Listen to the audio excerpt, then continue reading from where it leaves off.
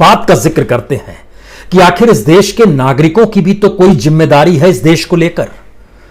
और यह बात अपने दिल में गांठ बांध लीजिए कि जिम्मेदारी हमारी और आपकी इस देश को लेकर कहीं बड़ी है, और खास तौर से तब जब सरकार के ही संस्थान जिम्मेदारी ना निभा पा रहे हों।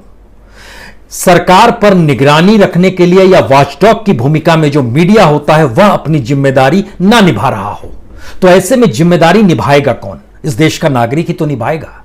और उस नागरिक की जिम्मेदारी को निभाते हुए हमें लगता है कि आज जो मोदी काल का दूसरा बीता हुआ 1 बरस है, इसको जिस रूप में परोसा गया सरकार की तरफ से, और सरकार ने जिन बातों को बतलाया उसको मीडिया ने अपने तौर पर जिस तरीके से रख दिया, हूबहू सामने लाकर प्लेट में रख दिया और कहा कि आप इसे मान लीजिए, तो हमारी जिम्मेदारी क्या उसको मान लेने में खत्म हो जाएगी, या उनके तमाम परतों को एक एक करके हम उभारें और बताना शुरू करें कि दरअसल सच क्या है? क्योंकि देश की स्थिति कैसी है जरा यह भी समझ लीजिए कि दरअसल 30 मई को जब 1 बरस का जश्न मौजूदा सरकार मना रही थी, तो इस देश के तमाम राष्ट्रीय अखबारों के संपादकीय पेज पर जो सबसे बड़े आर्टिकल थे उसे लिखने वाले कौन शख्स थे? इस देश के कैबिनेट मिनिस्टर्स, सत्ताधारी पार्टियों के नेता, वह लिख रहे थे। तो क्या विचारक खत्म हो गए, लेखक खत्म हो गए, संपादक खत्म हो गए? टाइम्स ऑफ इंडिया में अमित शाह लिखते हैं, देश के गृह मंत्री हैं। हिंदुस्तान में देश के कैबिनेट मिनिस्टर रविशंकर प्रसाद लिखते हैं। तो अलग अलग अखबारों में आप टटोलते चले जाइएगा, आपको नेताओं की फहरिस्त मिलती चली जाएगी। और प्रधानमंत्री ने भी 1 साल होने पर एक लंबा चौड़ा खत लिख डाला। उस खत के भीतर के मजमून को बिना परखे, बिना समझे हर अखबार ने छाप दिया। किसी ने कोशिश भी नहीं की कि दरअसल जो शब्द लिखे गए हैं उसको एक बार जांच पड़ताल तो करनी चाहिए। जो बातें कही जा रही हैं वो कितना सच है, नहीं सच है, कुछ तो परखिए।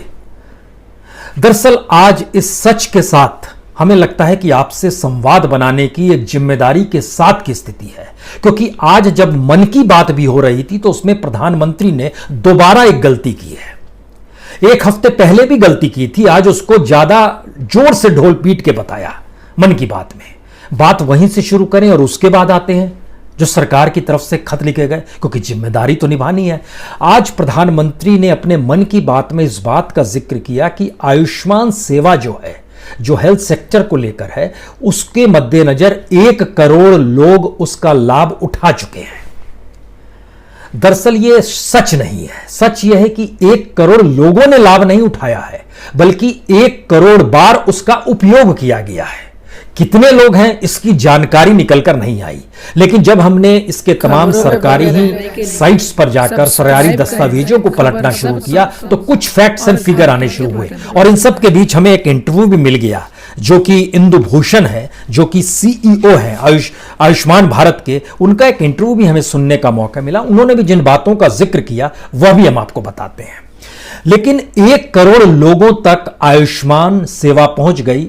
आज मन की बात में जब यह कहा गया तो हमें भी लगा वाकई इस देश में 1 करोड़ लोगों को लाभ मिल गया है, क्योंकि आयुष्मान सेवा के मातहत जो चीजें होती हैं उसमें बड़ा साफ तौर पर यह लिखा गया है कि जिन्हें यह लाभ मिलेगा उसमें खास तौर से वह तबका होगा जो सामाजिक और आर्थिक तौर पर पिछड़ा हुआ है। 2011 के सेंसेक्स के तहत उसका जिक्र किया गया है। लेकिन इस आयुष्मान भारत में 1 करोड़ मरीज का होना और 1 करोड़ बार उसका उपयोग होना, दोनों में एक अंतर है। ठीक 1 साल जब इसके हुए थे, यानी यह सितंबर 2018 में शुरू हुआ था, 23 सितंबर 2018 को। 1 साल जब बीता तो अक्टूबर नवंबर, यानी पिछले साल की बात है, अक्टूबर नवंबर में एक पोस्टर निकाला गया। उस पोस्टर में इस बात का जिक्र किया गया कि आयुष्मान भारत, इसमें 45 लाख से अधिक लोगों को बिना खर्च अच्छे स्वास्थ्य का हर्ष है, इसीलिए नाम दिया गया 1 वर्ष हर्ष का। और हमें लगता है कि बहुत इसके लिए मेहनत नहीं करनी पड़ेगी, आपको हम दिखा देते हैं। वो जो छपा था वो पोस्टर यहां पर मौजूद है। ये वो पोस्टर है जो पोस्टर छपा था कि 45 लाख लोगों को 1 साल जब पूरा हुआ तो मिला, और ये अक्टूबर 2019 में छपा है, अक्टूबर नवंबर में चला। उसके बाद की स्थिति में क्या वाकई 45 लाख लोगों को इसका लाभ मिल गया? खुद जो CEO हैं इसके आयुष्मान भारत के, उन्होंने इसकी जानकारी दी कि जी नहीं, ये दरअसल 1 करोड़ बार इसका उपयोग किया गया, ये फैक्ट है।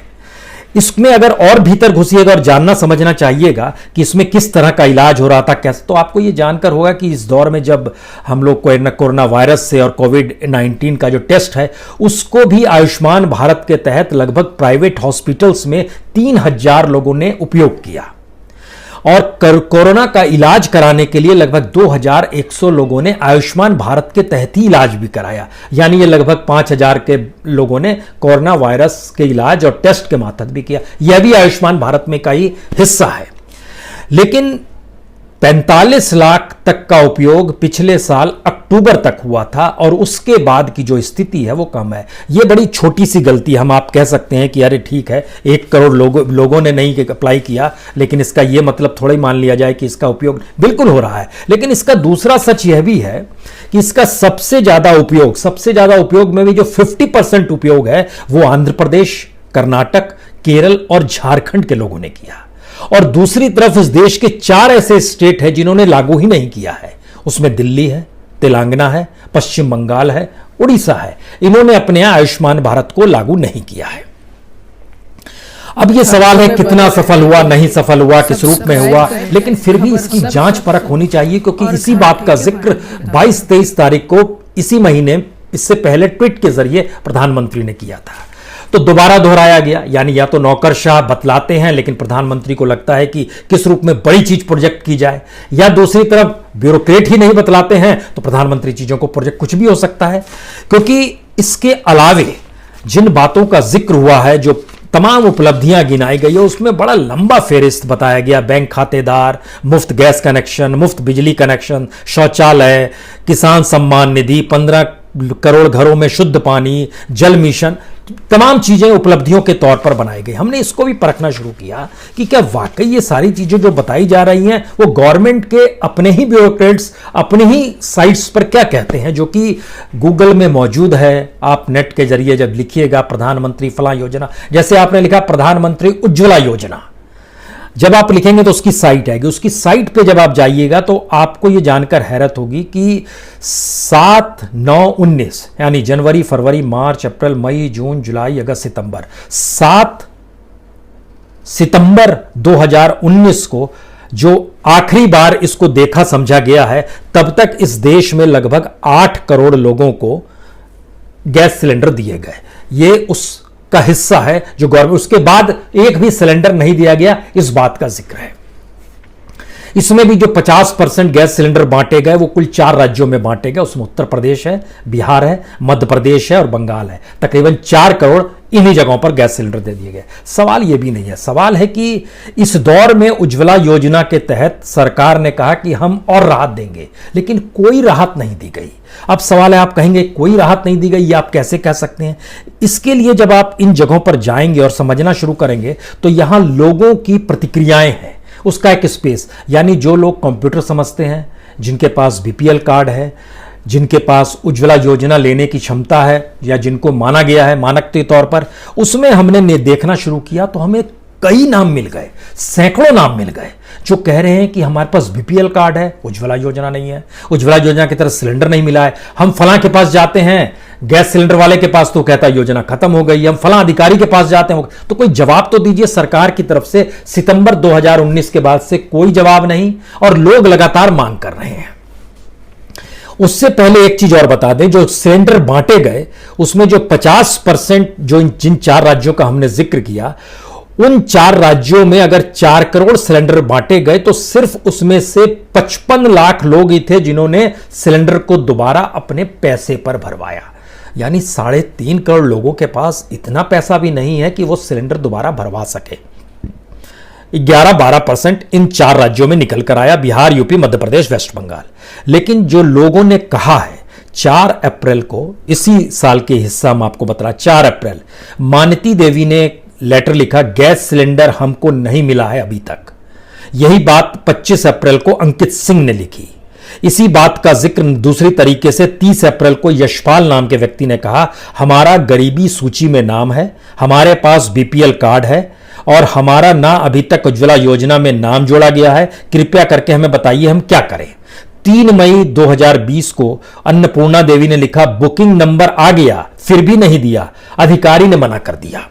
26 मई 2020 को आशाबाई मारुति गाभले लिखती हैं, अभी तक हमें गैस नहीं मिला है उज्ज्वला योजना के तहत। 4 मई 2020 को रानी लिखती है, सर हमें गैस नहीं मिला है, कुछ जरूरी है सर प्लीज। धनीराम नाम के एक शख्स हैं जो 30 अप्रैल 2020 को प्रधानमंत्री की साइट पे जाके लिखते हैं कि प्रधानमंत्री उज्ज्वला योजना में मेरा नाम नहीं है। हमने गैस एजेंसी वाले से बोला हमारा रजिस्ट्रेशन कर दो, तो उसने नहीं किया और बोला योजना खत्म हो गई है। अब योजना के रजिस्ट्रेशन नहीं होंगे, कृपया करके सर आगे हमें उज्ज्वला योजना का लाभ कैसे ले सकते हैं, हम गरीबी रेखा से नीचे हैं, बीपीएल कार्ड हमारे पास है, गरीबी रेखा का कार्ड हमारे पास है, ये कीजिए। इसमें हरिपाल सोनी है, प्रीति है, ईश्वरी देवी है, राय सिंह, ये सभी इसी दौर में है। खासतौर से मार्च, अप्रैल, मई, इसी का हम जिक्र आपसे कर रहे हैं कि इन लोगों को देखा। इसमें सुनील चंद्रा 25 अप्रैल को लिखते हैं, मेरा नाम सुनील चंद्र है, हम अल्मोड़ा के हैं, उत्तराखंड के हूं, हम बीपीएल कार्ड धारक हैं, हमें प्रधानमंत्री उज्ज्वला योजना का लाभ कैसे मिल सकता है, वो पूछ रहा है। सरकार ने निकाला था कि जो बीपीएल कार्ड है 8 करोड़ उनको दे दिया गया है, और अगर उस पहले आंकड़े को भी सही मान लिया जाए जो 8 करोड़ लोगों को दिया गया है, जिसका जिक्र प्रधानमंत्री योजना की साइट पे किया गया है 7 सितंबर की, तो भी कितने सारे बीपीएल कार्ड धारक है जो कह रहे हैं हमें नहीं मिला है। राहुल सिंह ने तो बहुत साफ तौर पर अपना मोबाइल नंबर दे दिया कि हमें नहीं मिला, कार्ड वार्ड सब कुछ है, और ये 21 मई को दिया है। उनका नंबर 8223838125 है। उनका कहना है इस मोबाइल नंबर पे आप फोन करके हमसे बात कर सकते हैं, हमें कुछ भी नहीं मिला है। अब सवाल यह है कि क्या प्रधानमंत्री के लेखन में, कैबिनेट मिनिस्टर्स के लेखन में जो उज्ज्वला योजना पे 5-6 लाइनें खर्च की गई, क्या मीडिया उसको छापने के साथ साथ आकलन नहीं कर सकता था, पता नहीं कर सकता था?